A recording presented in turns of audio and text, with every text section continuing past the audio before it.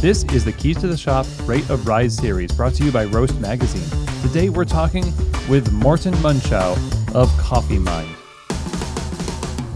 Well, hey everybody, and welcome to another episode in the series called Rate of Rise, elevated conversations on roasting brought to you by Roast Magazine. Roast Magazine is one of the longest running and most respected trade journals in the coffee industry, and they have a new series called Roast Audio Articles, which is presenting articles from Roast Magazine's archive that cover coffee from a technical perspective and keeps you up to date with the latest research, knowledge, and insights from scientists, subject matter experts, and professionals from all across the industry.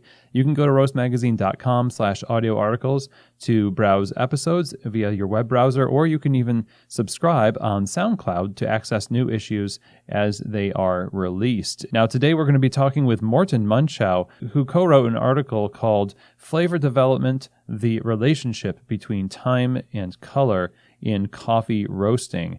Morten Munchow is a coffee roaster, a teacher, a researcher, and is the owner of Coffee Mind, which is a consultancy and coffee roasting academy that's based in Denmark. Coffee Mind provides really unique and educational coffee courses and extremely valuable research and consultancy services within various areas of the specialty coffee industry for both individuals and companies.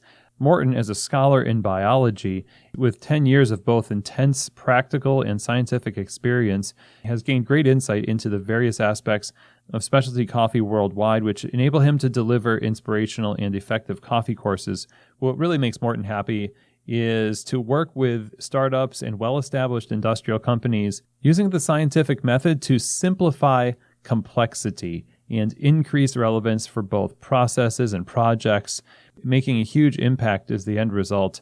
Morten is a frequent speaker in specialty coffee conferences, presenting groundbreaking scientific research that helps us do our jobs better. And I'm so excited to welcome him to the show today to talk about this topic of time and color in coffee roasting. We really zero in on color as one of the forgotten primary measurements in coffee roasting.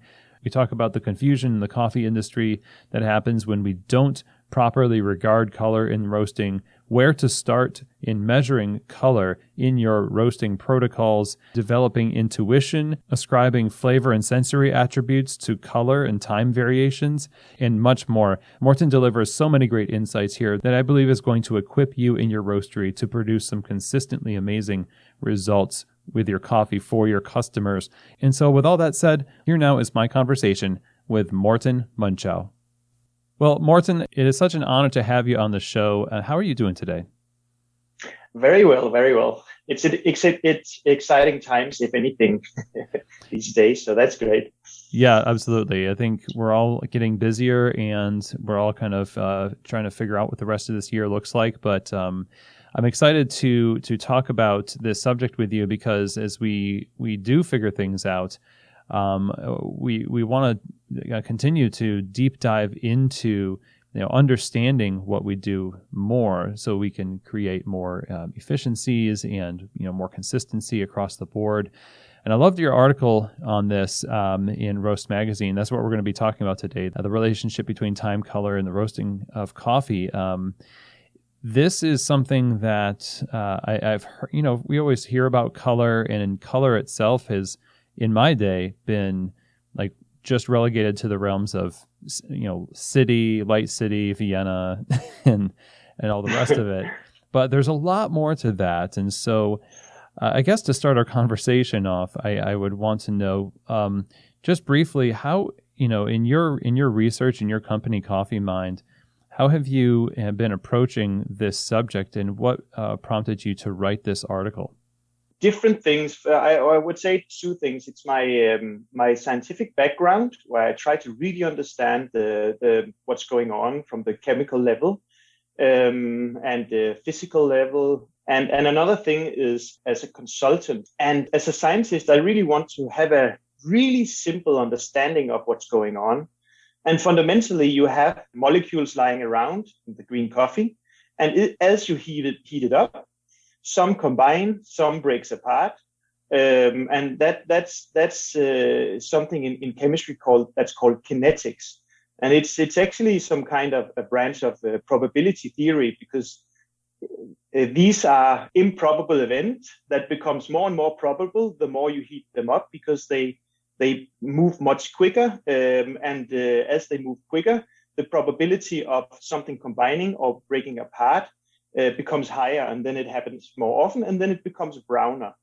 That's the kind of the basic understanding of degree of roast, or I don't know, color might be, it's not a spectrum of colors, it's just how dark is it, basically. That's the simplest understanding of that concept. That's from the scientific point of view. As a consultant, I've been traveling the world for so many years, and I've seen enough concept and been in enough situations where I had to understand what's the purpose of the coffee, what's the purpose of the products that we're developing, and the purpose, in my mind, has to be to satisfy the customers that this business wants to attract. And if you do this a lot around the world, you start to respect and understand that people have very different preferences. And if you really want to solve this riddle for the person who paid for you to consult them, you kind of have to bracket out your own preferences for light roast that I have as a Scandinavian, and just understand what's the basic puzzle I need to serve here. What's the fit between the product and the customers they want to satisfy. And here you have to be much more flexible in the whole roast degree aspect. Otherwise, you wouldn't serve the people that have actually asked you to help them. So as a consultant, I'm very aware to understand that puzzle and bracket out my own. So I've tasted very dark coffee, and I've developed products and roasting very dark, and really trying to maximize the quality of the greens at a dark roast degree. That's also a fun challenge, even though I'm from a different tradition. Then I just find that a fun challenge as well. So that's why I'm pretty flexible when it comes to, if you hire me as a consultant, the first thing I do is just run around in the local neighborhood and doing understanding the customers and just measuring the coffee in the local environment. That can give you very different outcomes, whether you are in Qatar or northern of Sweden or wherever. So that's that's the two angles I have, where I kind of realize that color is really has a huge influence on how a particular green coffee can actually taste. You know, when we talk about color and how important it is in terms of how coffee tastes, and then when you break it down to the idea of connecting with your local consumer base and what they want from your coffee shop, it seems like we do a disservice to the metric of color itself when we treat it too loosely. When, like I mentioned in the beginning, we generally have an idea of like, well, I roasted it kind of dark, and so that's good enough, or just kind of a surface level understanding of that metric. It seems like it plays a little bit too light with it, no pun intended, but how does the way that we, because you put this in the article, that we have a bit of a loose way of describing roast degree as an industry, and there's not a lot of consensus. I mean, how does our loose way of handling roast degree in the color of coffee really impact the end product? I think the way I would like to answer that question is actually comes back to our research, because as a consultant and a coffee roaster, I just noticed that there seems to be a bit of a lack of a sense of proportion when in education. That people obsess about really small stuff and forget about color. And today, when I thought about this interview, I thought I had to come up with some kind of metaphor to it. And you can tell me if I succeeded, but I think when you just approach just a random roaster with a random bean, it's like getting just a piece of wood, and you need to carve some kind of sculpture. And I think that too much education is dealing with the really, really fine sandpaper, different nuances of different fine sandpaper, where you are actually trying to trim something with the development time or some really a bit loose concepts that has been coming up in the education community around really subtle differences. But if you need to carve a product range, you really need to start with a big axe, because if it's the difference between a dolphin and some kind of I don't know what you could carve, a flower or something like that, you can't use fine sandpaper. You really need to do something more drastic, and this is where color comes in. You need to start with some much more because if you just hand somebody some really fine sandpaper, they typically don't succeed, because they don't zoom out and ask themselves, what is it fundamentally I'm trying to do here, and is it even relevant to just fiddle around with really fine sandpaper when I need to perhaps create something completely different? And I think if we don't give people first the axe, they are going to do a lot of things that doesn't really work for them, because they are fiddling around in a complete in a really wrong area compared to where they actually need to go. So that's one thing, and that led to I really wanted to quantify what is the effect of just looking at the roast degree alone compared to the quantitative sensory effect of playing around with, for example, development time and also time to first crack. So basically, you can, if you're looking at this from the simplest point of view, you can say that you've got the end roast degree or color of the coffee, and then you have the time. That's the two dimensions you have fundamentally. Then time can be divided into two sections, one before the crack and one after the crack. And the reason why I really like the crack is that this is a sign from the coffee itself of how much energy has been accumulated up to that point. And you can see how fast you're going by noticing when does this happen. And then you have the development time. And then we can see in our sensory data, we've got more than 18,500 data points collected in a scientific environment by trained assessors. We can see very clearly that quantitatively, the effect of changing color has a huge effect on the sensory parameters. And then we can see development time as such comes in second. And time to first crack has clearly the third place when it comes to quantitative effect on the flavors of the coffee. I'm not saying it doesn't matter, but I'm saying you should first, when you develop something, when you develop a product, you should first ask yourself, which color would work for this segment, and then once you've found the color, then you can tweak the development time, and you could also play with the time to first crack. But you should just know that this has less of an effect than playing with any of the others. And this comes back to your question, how using color too lightly in the community has a bad effect. And my point here is, if it's used too lightly or not used at all, if people don't measure color, then they are not aware that they have huge variation in the flavor of their product, because they don't control the most important parameter.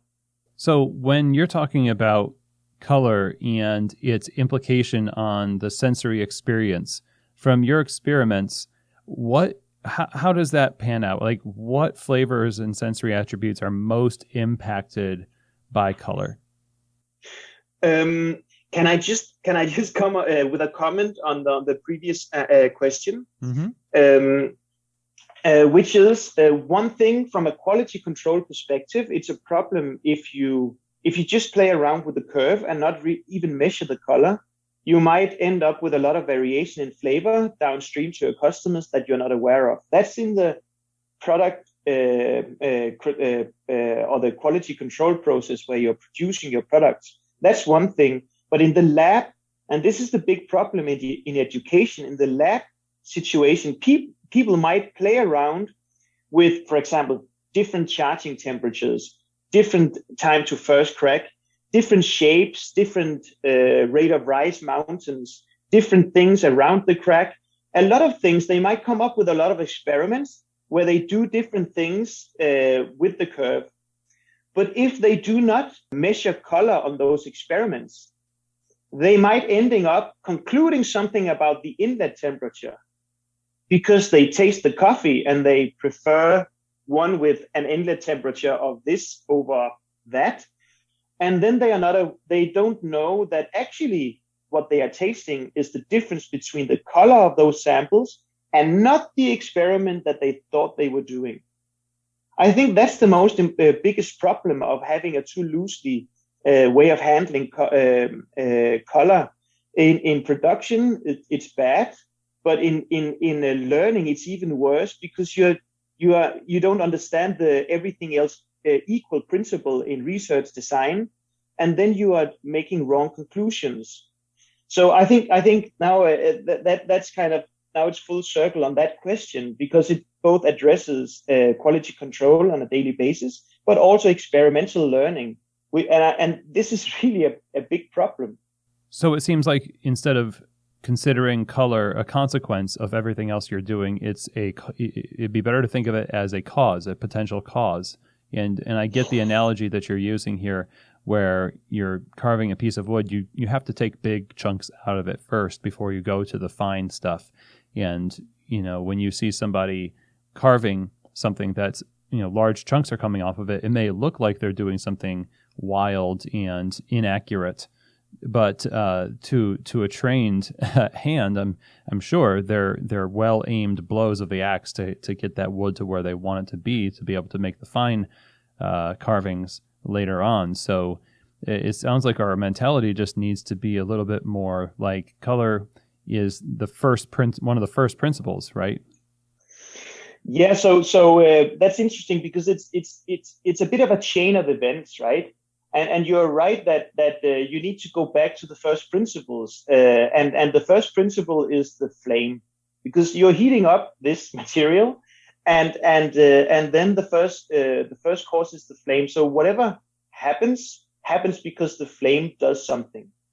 So in that sense, the flame is the first principle, and but seen from a sensory perspective, of course, the coffee coming out of the roaster is the first principle.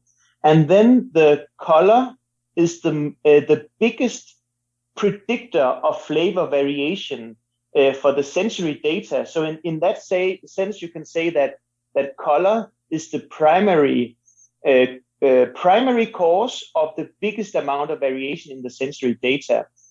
So in that sense, color is not the only, because of course timing also has an effect.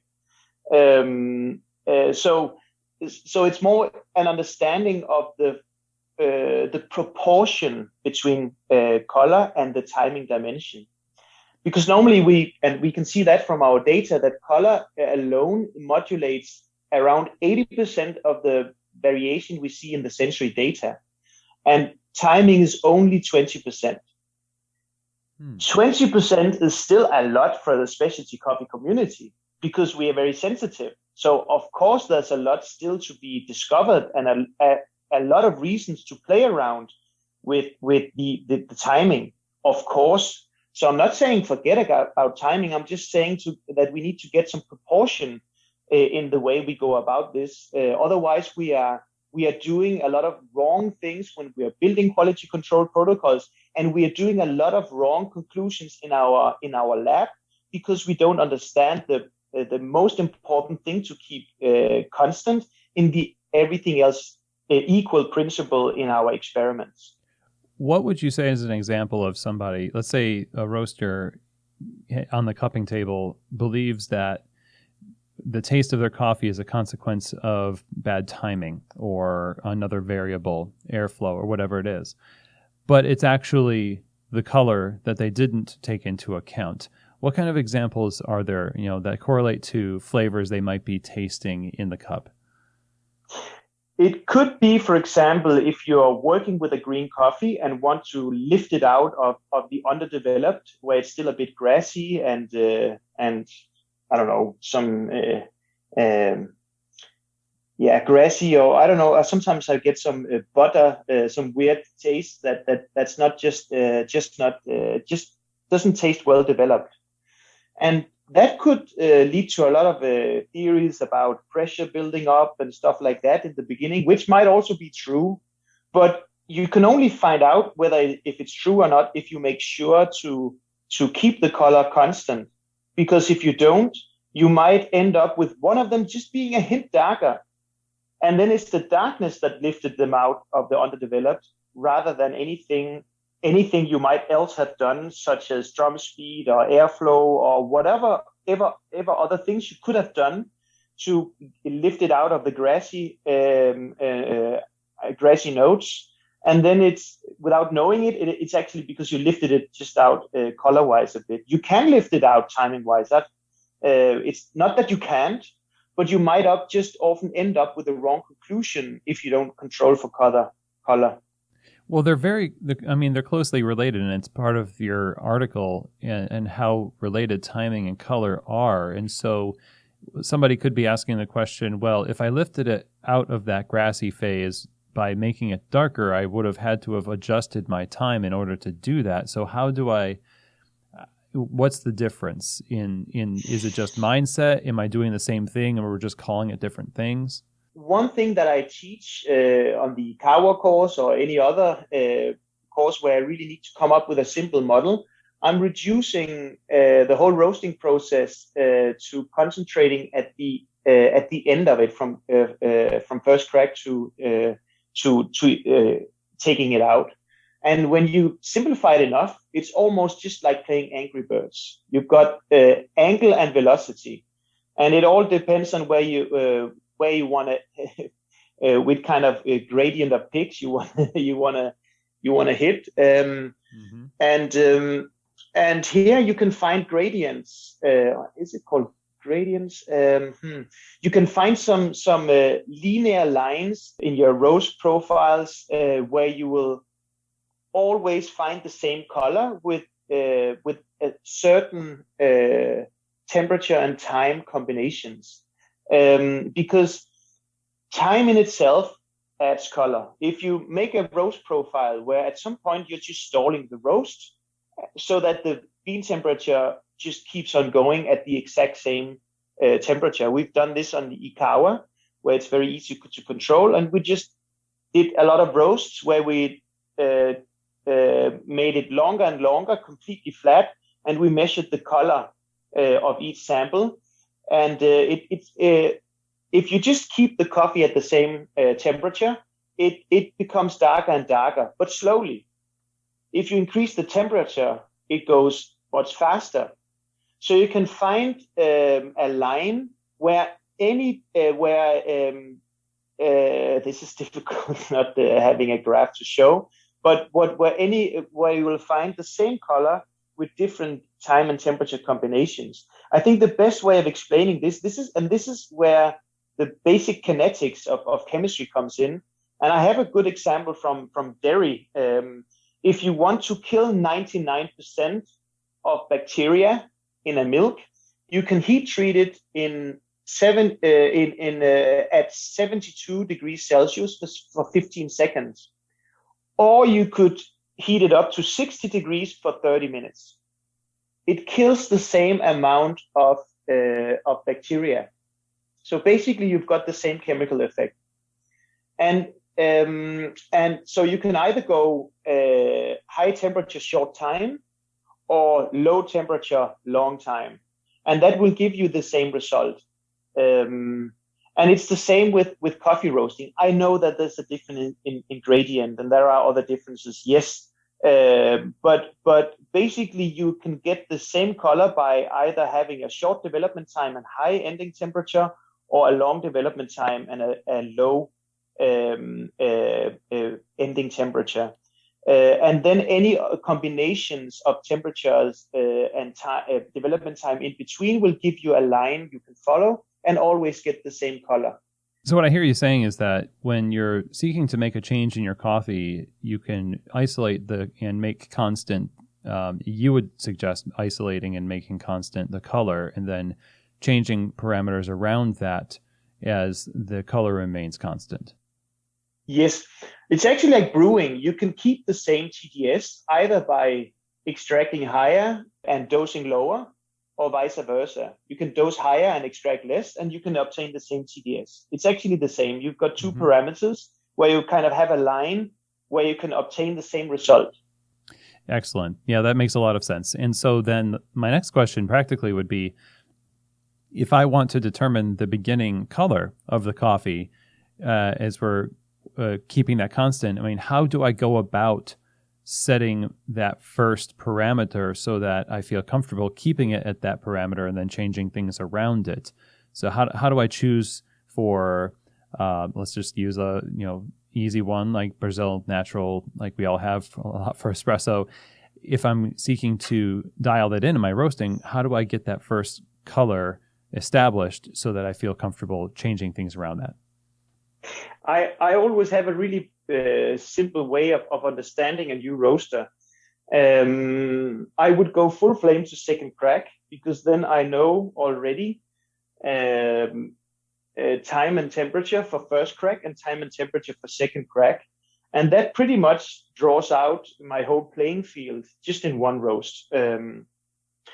Then on some roasters, on for example, Giesens, they have a really strong burner. You'll find out that you've got your second crack after 4 minutes. And then you learn that this is a really powerful burner. So I might try this again, having only 70% of full flame as the max I would ever go. And if I get first crack within, let's say, 7.5 minutes, I think this might be a nice max flame.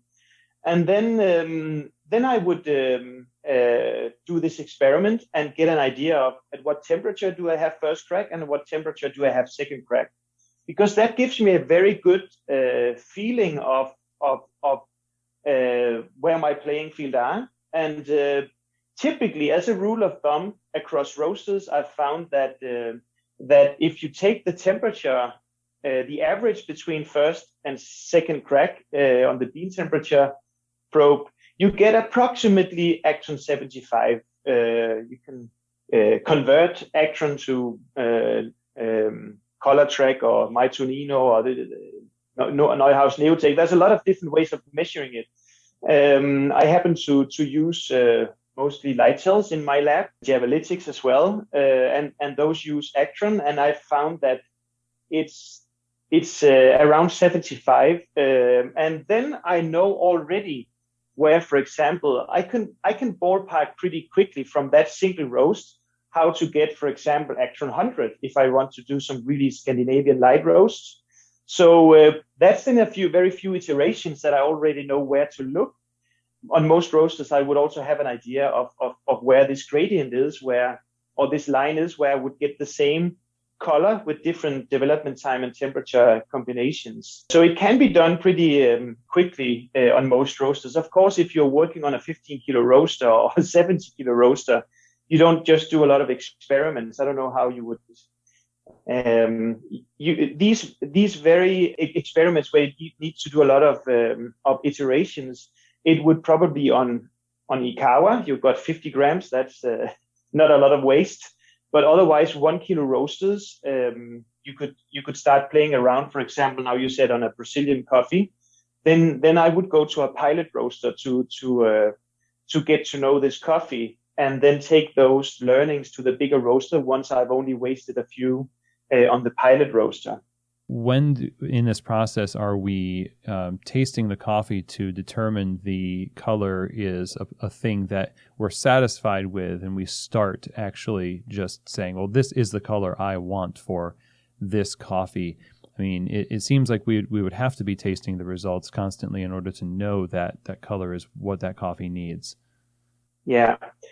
Yes, and this is where I really like to use the Ikawa, because I could do 15 different. This is really where I want to get to know my green coffee. because and this is so important, because if you are working on a bigger roaster, you could have a lot of hopes of how you would like this coffee to taste, and then you could do experiments on the bigger roaster, but never really knowing what you're looking for. So if you have a specific green coffee, and you can really play around with different colors and different speeds of roasting in the end of the roast on the kawa, you will end up with a roast that's your favorite. And then you can track back, what's the color, what was the overall speed of what was going on after the crack, which is the most important. And then you know what you are looking for when you go to the production, rather than just hoping. So all the tasting is very important to get to really know the green on the pilot level. And that it's important, of course, not to have a too expensive process for that. I've just installed a 7 kilo. I've always only had 1 kilo roasters in my school and the 50 grams, but I just installed a 7 kilo silent coffee tech. And I'm acutely aware that it cost me 100 euros per experiment. And this is important. If you have a production, you can't waste a lot of. And this is where it's amazing to actually run these small experiments on pilot roasters. Well, I imagine you would waste a lot less if especially when you've got a lot of data collected this way, as you take these measurements and you collect data in your own roastery, that you might be able to make some general rules for origins that you get in from your importers and things. Have you seen that where over a certain period of time somebody is able to just say, I know, like I have a better educated guess about what color this coffee is going to be good at, and hit it just intuitively rather than just playing around with it for a long time and wasting? Yeah, and this is where you develop intuition as a coffee roaster. That sometimes you just know that this is going to work, and I feel this also as a consultant, that often in 3 or 4 iterations I can do things that my science mind can't explain. How did I know that this worked like this? And that's the great thing about being a coffee roaster, that you have tried so much that often you can actually guess something that seems like intuition for people, uneducated people. And I don't think the science that we've made, it's so simple, and it's not very fancy centric descriptors, because it can't be if it's scientific. So hopefully people can look on our data and quickly develop this intuition, because that's the foundation. That is the really simple, boring centric descriptors. That is the foundation of modulating, such as bitterness and acidity, right? That's really what most customer segments, the balance between bitterness and acidity. That's what people intuitively either accept or reject coffee. Some people hate acidity and just really want a strong cup of coffee. Starbucks, for example. And some people hate bitterness. So in Scandinavia, where I'm at, if people taste something that's just slightly dark, they say it's roasty, right? So really understanding that it's pretty basic stuff that people react on. It also makes it easier to start the roasting journey, because again, you have an idea of what's the foundation. And again, that's the axe, and then this really fine sandpaper where people are talking. Is this mango, or is the peel of the mango, right? That's the fine sandpaper. Yes. Whereas a coffee roaster. So what's the balance of acidity and bitterness that this customer segment would appreciate? You have to start there, and then over the years, you might be able to be concerned about if it's the peel of the mango or the mango. But not many customers would care. Some would, of course, but not a lot. Right. I like that. Yeah, I like what you said, that your science mind can't understand necessarily the intuitive, nature of having all that experience. Your coffee mind, let's see that that can. Yeah. But I was thinking about how you want things to be easy to understand, and it does seem like we tend to overcomplicate things sometimes in an effort to make it feel like we're doing good work. Or in an effort to guard against laziness, because I feel like so much of what we've developed in terms of complexity of approaches to coffee could be based on overcorrection from laziness of prior approaches to coffee. What's the difference between developing an easy to understand intuitive process that works for your coffee and just making lazy guesses to make the process easy? Yeah, I think the big difference is actually understanding the process of what's going on, and again go back to the first principles. And I absolutely love Roastlogger software, so I would be very sad to be quoted that I don't. Because I love it. That's how I really want to see what was going on a very high detail to understand what was actually going on. That said, people, and this is also why when I teach the foundation, no Roastlogger software, it's pen and paper. It's like when you're an accountant, you shouldn't be handed over somebody else's spreadsheet. You should start out with pen and paper. And once you master pen and paper, then you can start to develop your own spreadsheets because you understand the basics. So when people get a Roastlogger software as the first thing, they get all concerned about the menus and all these weird derived values such as rate of rise and stuff like that. That is derived value. So again, if you think about this as a chain of event where the flame is the first principle, so you've got the flame, that's the first principle. Typically the flame heats up the air, even if you've got technologies that are heavy on contact and radiation. Still, convection hot air is the main driver of heat from the flame to the air to the beans. And then the behavior of the beans, the bean temperature, will then derive something that's called rate of rise, which is the speed of the change of the bean temperature, which is kind of the fourth or fifth level derivation of the first principle of the flame, right? So, and this is everything that the Roastlogger software logs. That is derivations of the first principle, right? And if people start to obsess about small flicks and behaviors on derived values, they simply haven't been through the whole pen and paper part, which is, okay, we've got a heat source and we've got something that's heated up. It's like baking bread. It's much simpler than all the menus in the Roastlogging software. So if people are approached to the Roastlogger software, which is fantastic, a spreadsheet is fantastic. It's the best tools that has been ever built for people to control a lot of data. But you have to start much simpler in order to really understand and have an intuition for the process. So this is where this is the difference. How, as I see it in coffee roasting. So I think this is the most specific answer to that question. People simply miss the basics if they start with a lot of guesswork. So that's on the roast side, but there's also a lot of that on the sensory.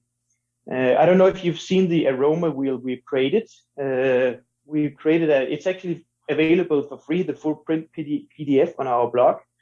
And now I'm talking about free stuff. Our research is also available for free on the open access science paper called the Beverages. So if you Google Beverages Science Journal and search for my name, you'll get the two articles we've done recently on coffee roasting. That's for free. But the flavor wheel, I love the flavor wheel, the counterculture, and obviously also the SCA. But again, we've tried with the Coffee Minds flavor aroma wheel, we've tried to simplify the aroma wheels we think are great, but we really wanted to make it even more simple because we feel that it's been overcomplicated as well. And actually, if you don't mind, I'll break some data that are not published yet in this podcast. I guess that there are a few weeks still until it's published. I don't know. When is it released? Tomorrow. When is it? It is released tomorrow. Hot off the presses. Okay. Yeah, we are working on an article on the organic acids. And can I just ask you, Chris, if you have a Kenyan coffee, or let's say you have two different green Kenya coffees. One of them happens to be a coffee collective Kieni coffee, which is the king of acids in Scandinavia, mm-hmm. and two other coffees being Brazil. If you roast them the exact same, all four, through the exact same roast profile, making sure to hit the same color for all of them, which one do you expect, if measured chemically, has the highest concentration of organic acid if you identify all the acids and summarize them? That's a great question. I wouldn't know how to answer that. I mean, my assumption at first would just be because the Kenyans' nature, it might be the Kenyan, but then I might go with, after this conversation, I might suggest the other ones depending on. So it's a bit of a cheat there. Yes, which is weird, right? If you think about all the education out there where there's a lot of claims about. Now I'm just talking about the total concentrations of acids, right? If you there's a lot of education material where they even talk about malic acid, and formic acid, and bucolic acid, and citric acid, and acetic, and formic, and that you can actually taste the difference between them. So one thing is that we found in some pilot study on Century that you can't. Formic and acetic is a bit different because formic is highly volatile, acetic also a bit volatile, which makes them also affect the nose. But all of the others, that's just the tongue. So you can't really differentiate them. But even if you could, in the coffee, there's absolutely no relationship even with the concentration of acids and the perceived sensory acidity. If that's the case, there's no way that you can use the individual acids to identify anything regarding terroir or roasting, and we've done this across terroir and across roasting. So there's a lot of things to be wow. And this is, we have the last meeting tomorrow in this group before we submit, and this is really exciting stuff. So there's a lot of things that has been said for many years that seems to kind of, if you have a scientific mind and go for the basics rather than the fluffy stuff, that there are some surprises for the community. That's really exciting. That comes out in 2 weeks? Oh, no. It is. We are submitting the paper for publication, but it's very common to talk about things. I haven't mentioned anything about values or shown you any graphs or stuff like that. So it's but it's coming out. It might take 2 months from now because there's a whole peer review process. But we will publish this in beverages as well, so it will be in the open access. So it's free for everybody to download the PDF. Exciting. Wow. Some groundbreaking stuff for organic acids. So I, to bring this back to, talking about having a constant with color and an approach to first principles that, where we start with the big stuff that we discount for the minutia. We're talking about color in this conversation. If we want to walk away from this conversation with a new practice as a roaster, somebody wants to apply these principles to what they're doing this week, where do they start? I mean, if they don't want to invest in expensive equipment, to get precise measurements of their coffee, or they can't afford it or something like that. I mean, how do we begin to take color measurements in a way that's helpful to our process? Well, that's a good question, because measuring it is just the safest, because it's the eyes and the lighting you use and stuff like that. You can get some pretty affordable equipment, I think, by now. My Tonino, I think, is the most affordable. I've also seen others. I just don't remember the names. So I'm afraid that measuring is the way of going about it. And if this was addressing home users, I could see the problem. But if you think about, for example, the Lightels, I think it's less than 2,000 euros. What would that be in the US dollars? I don't know. But considering the investment of a roastery, and then not investing in making sure that you have control over the most important parameter for controlling sensory variation, that I think that's really something that people should consider investing in. That said, of course, yeah. Pretty much no getting around it. You need to invest in it. Don't just take a picture. No, because it's a bit more subtle than that. But of course, you can, as a rule of thumb, if you're really happy with something that might have some variation, then I would say that temperature and development time is a pretty good predictor of color. So if you do an experiment with your roaster and play around with different total roast time and development time and end temperatures, and you put these samples on a cupping table and find a favorite, you can be pretty sure that if you are, and this is where the roast logger software is indeed handy, if you follow the same curve, you also have the same color. As a rule of thumb. Then comes all the unknown things, seasonal variations and stuff like that might make you have a small shift in color, even applying the same curve over time.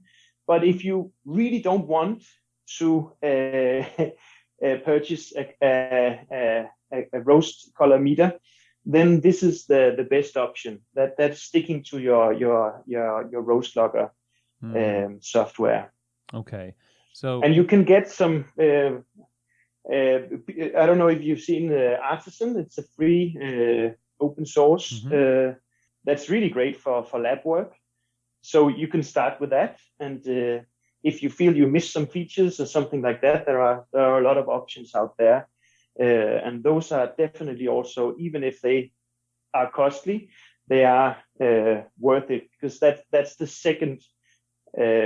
I think your quality control stands on two legs: one color and the other one is time. So as a professional roastery, investing in both is crucial. Good word. Yeah. So now you kind of brought up another question. You mentioned seasonal variations, and I mean, lots of different experiments and advances are happening in processing. It brings that to mind, sort of the classic when processing of decaf, for example, has always led to darker green coffee, and then the same roast degree will give a darker complexion to the coffee. But is there some kind of rule that, or is there something you've seen with different processing methods today that correlates to variations in color pretty consistently that we should be aware of when we're taking these measurements? I'm sad to say no, but I when you asked that question, I just saw a lot of different ways of, from a research design perspective, how it could be done and how this would be indeed very interesting. And actually, now that I'm talking so much about color, that's the kind of research that I should do, right? Yeah, there's your next paper. Yeah, I guess so.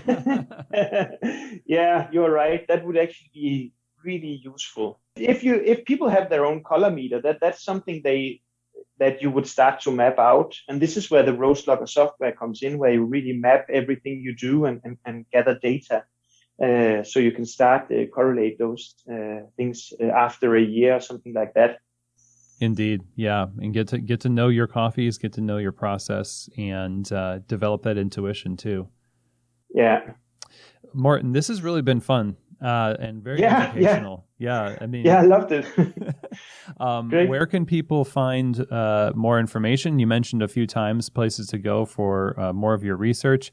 If you could tell us again, maybe some on social media and your websites and things like that. Yeah, on our blog, we have links to all our research. Most of it is actually behind paywalls on non-open science journal. And that's why we've shifted to open access, because that's actually, we really want to share this with the community. But we have, you can see all our research on our blog. We link to all of it. And if there's something you really want to see, you can shoot me a private email. Then I can see what I can do. But our blog, you can find all our science. And Instagram, it's Coffee Mind Academy, where we also try to share from our books and articles as well. That's awesome. Great. And we'll link to those in the show notes too. Morten, again, this was a great conversation, and thank you so much for all of your research and making it available to us and helping us brew better coffee, roast better coffee. That's my pleasure indeed. Well, I hope that conversation was insightful to you and has given you some insights and tools to use in your roastery to more precisely control for color in your procedures in roasting coffee. A lot of great advice that Morten has here. Investing into equipment that can really help you be more precise and develop a better knowledge of your product base that's meant to serve your customers can only lead to better customer service, more consistency, and that intuition is so invaluable when it's based on doing due diligence for all of the things that impact the sensory experience of the coffee, including color. So a huge thank you to Morten for joining us on the show to talk about this subject. So if you want to stay in touch with what Coffee Mind is doing and read their research and learn more, you can go to coffee-mind.com. You can also follow them on Instagram over at Coffee Mind Academy, and that will be very valuable to stay in touch with what they have going on. I'm really excited that he announced for the first time on this show that they're going to be producing some groundbreaking research on organic acids. So definitely stay tuned for that. Go visit the website, coffee-mind.com, and follow them on Instagram, Coffee Mind Academy. And you can listen to the article also that this interview was based on over at roastmagazine.com/audio articles. The title of that was Flavor Development, the Relationship Between Time and Color in Coffee Roasting. Now, if you have any questions or comments or feedback from me about this episode or any other episode at Keys to the Shop, feel free to reach out to me. My email is chris@keystotheshop.com. Always love hearing from you. And that is the end of this show. Thank you so much for taking the time to listen. Have a wonderful day. And as always, I hope that this episode has truly given you keys to the shop.